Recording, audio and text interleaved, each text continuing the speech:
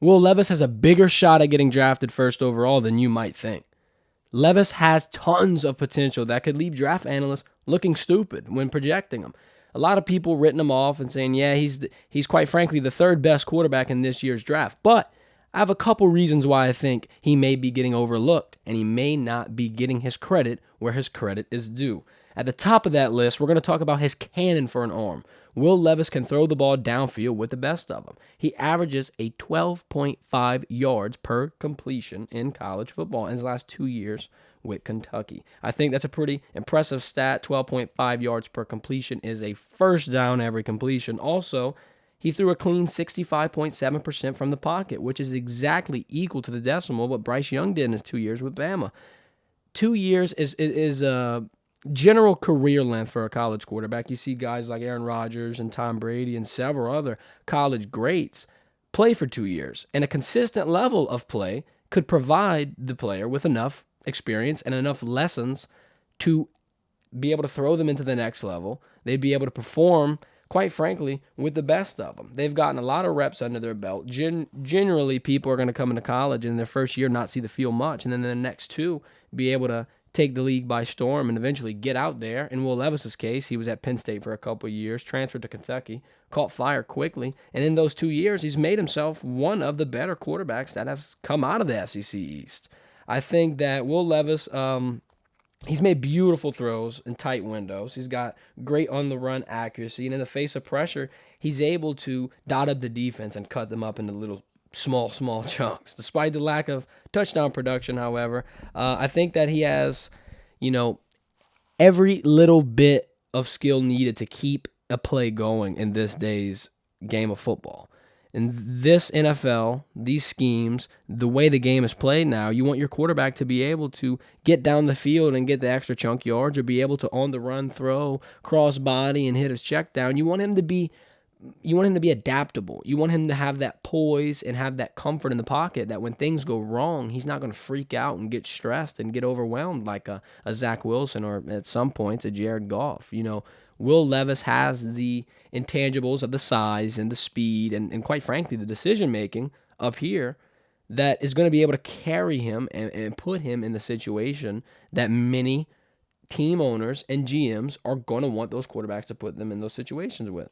I think, Jim Irsay, for instance, with the Indianapolis Colts, it's a beautiful situation for Will Levis. If you look at the last two quarterbacks that the Colts took in terms of franchise pieces, it's going to be none other than Peyton Manning and Andrew Luck. Those two pieces fit Will Levis's scheme. He looks like him. He moves like him, except he's a little bit faster out the pocket, which is a plus.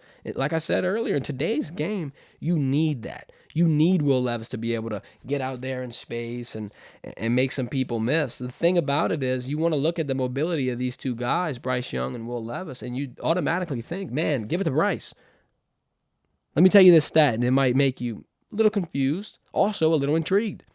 Will Levis, 11 rushing touchdowns in the past 2 years. Bryce Young, 7. Yeah, Bryce Young has the Heisman. Yeah, he had a great run of the national championship. But let's not forget that Will Levis is a mobile threat. He's a dual threat quarterback. And that arm that he possesses is so powerful, so accurate, quite frankly, as well, that I think it's going to be hard to write Will Levis off. I think he's got, the base and the fundamentals to be one of the better quarterbacks in this draft. Moving a little bit deeper, I think that, if you look at the size of the guys, Will Levis, 6'3", 231 pounds. Bryce Young, 6 foot, 194 pounds. We saw Bryce Young already this year get a little injury, get a little shoulder separation.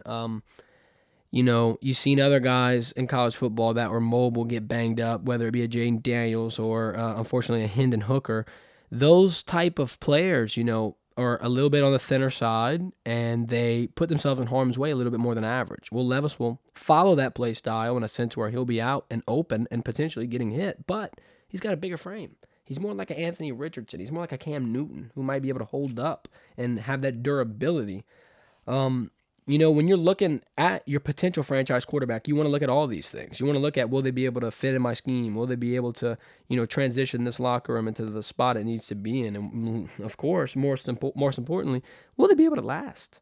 Durability. Can these guys not be made of glass bones? And can they stick in and get it done when it matters most? I think that in Will Levis's situation, he's finally going to be around talent. Will Levis is going to be at the professional level with professionals. In Kentucky, the recruiting efforts are just weak, and he doesn't have the pieces around him that he needs to be successful. And let's go ahead and look a little deeper at the rankings for Kentucky football's recruiting efforts. In 2023, this year, they're ranked 12th in the SEC. Alabama was ranked 1st. Last year in 2022, Kentucky was ranked 5th in the SEC. Alabama was ranked 2nd. And in 2021, once again, Kentucky was ranked 12th in the SEC, and Alabama was ranked 1st. Bryce Young has endless amount of talent around him. He has 5 stars, 5 stars, 5 stars on the bench, 5 stars, 5 stars, 5 stars. Someone goes down, another 5-star comes right back up. I think that Bryce Young was put in a better situation to succeed. And that's not taken away from Bryce. Great player, great potential, and it'll be a tough decision if you're a general manager looking to find your first pick. However, in my head, I wouldn't rule out Will Levis because of his college career. I think that the record he possesses, 17-7, isn't that far off of some great quarterbacks. Let's look at some great quarterbacks' records in college. Tom Brady, 20-5. Aaron Rodgers, 18-8. Peyton Manning, 21-4. Once again, Will Levis was 17-7. He was right around their winning percentages. He totaled 71%. I think that he plays winning football. He can adjust to the next level. He can take his game, transition it, add a couple wrinkles, add a couple layers. He's your guy. If you need a quarterback to come in and be NFL ready, have the experience, check all the boxes, I'd be more comfortable taking the shot on Will Levis. My thing with Bryce Young is he's a little smaller. And yeah, look, I don't like to write guys off on size. You hear the underdog story time and time again. Look at this college football year with Josh Williams for LSU. Huge underdog story. A walk-on. Told he was too small. And look at what he's done. Cemented his spot as one of the best running backs LSU has to offer. So, not one to harp on the size train, but the only reason in Bryce Young's instance that I would make it a worry is because of the durability. In college football, it's one thing to get hit. In the NFL, it's a whole different beast. You got way bigger guys, way stronger guys. And quite frankly, it can happen a lot. Look at Joe Burrow in his first year. Most sacked quarterback, ACL torn. Joe Burrow, was able to bounce back and go to Super Bowl the next year and light things up. But what if it takes a turn for the worse? What if it's a Robert Griffin-like tear and he just can't bounce back? Those are things that you have to think about in football and when you're putting your trust into big players to make big changes. This is the first pick. You have been, quite frankly, one of the worst teams, and you need to change a direction quick.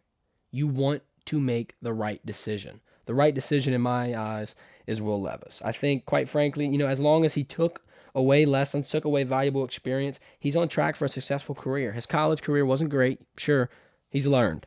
He's learned a lot from it. I mean, you got a lot of guys who are great Super Bowl winning quarterbacks in the NFL who didn't win a national championship, who didn't get mentioned in the Heisman race, who didn't, get the little awards and the records here and there throughout college. But you got a lot of guys who did and weren't able to transition it over that well. There's endless amounts of busts in college football, and there's endless amounts of poor decisions made when it comes down to the NFL draft. I think this year, one of the poorest decisions that could possibly be made is undervaluing Will Levis. I think he brings a lot of things to the table, like we mentioned, the arm, the mobility, and the perfect fit in the scheme with what he's done and what he could potentially do. Being around Will Levis at the Manning camp and, seeing Peyton Manning take him under his wing and kind of nurture him on that side of the game was interesting. He said that Peyton told him, the little things of the game. You got to represent your team like you're a CEO. Because in your own right, you do represent that team at that highest of the level. You're the quarterback. You're the most important piece of the puzzle. So I think, he's getting off the field things right. He's getting the on the field things right. He's preparing. He's preparing to be a franchise quarterback. And quite frankly, I think he's deserving of that title. Thanks for watching. This has been the Verdin Verdict. It'll be very interesting to see how this NFL draft unfolds, and it'll be also interesting to see how this NFL playoffs unfold. A lot of crazy things are happening. Divisional week taking place right now as we speak. Look forward to next week where we'll break down the conference champions and what it's looking like for the future of the NFL. This has been the Verdin Verdict. Make sure to subscribe, like, and share. Have a good night.